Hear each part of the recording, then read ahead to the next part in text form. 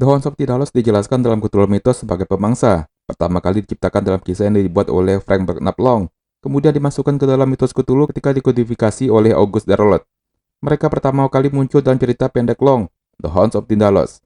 Pertama kali diterbitkan dalam edisi Maret 1929 dari Weird Tales. Lovecraft menyebutkan makhluk-makhluk itu dalam cerita pendeknya The Whisper in Darkness.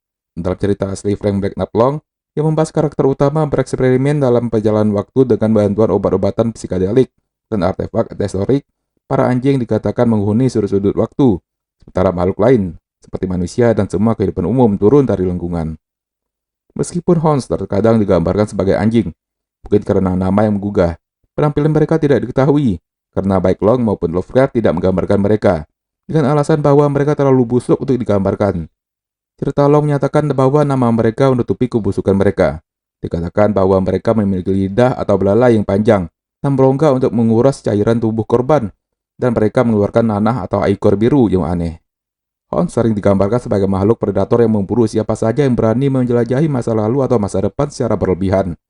Layaknya karakter Break Racer dalam edisi komik yang akan memburu para speedster yang melintasi ruang dan waktu melalui Speed Force. Hounds dapat muncul dimanapun dari berbagai sudut, terutama yang lebih tajam dari 120 derajat. Saat menerobos masuk ke dalam semesta, kedatangan mereka didahului oleh munculnya asap yang mengepul dari sudut tersebut, diikuti oleh kepala dan tubuh mereka.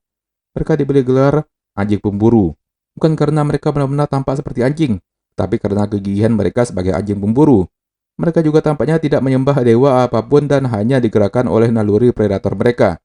Mereka bukanlah dewa atau makhluk fisik seperti kebanyakan entitas dalam mitos ini, tapi lebih mirip dengan konsep abstrak yang diwujudkan dalam bentuk predator yang menakutkan.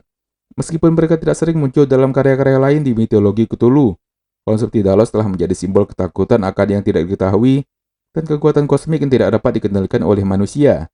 Mereka juga sering digunakan untuk menggambarkan konsekuensi dari pengetahuan yang terlarang atau eksplorasi waktu yang berlebihan.